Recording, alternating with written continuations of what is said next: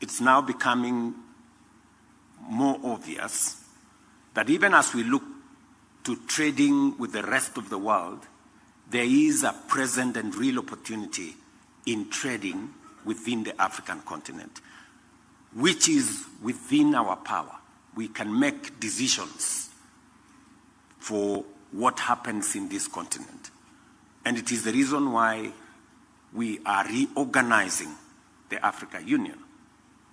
We are reforming the institutions of the African Union so that it becomes a fit-for-purpose mechanism for us to unlock the potential of this continent first, even as we look at what we can do with the rest of the world.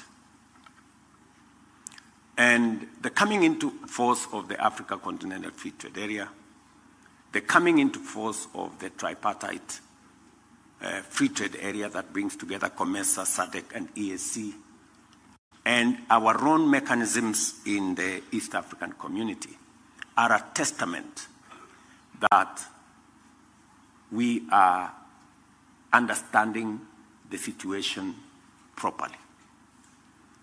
So even as other mechanisms are being rolled out by others to do what they think works best for them, we also must think about what works best for us.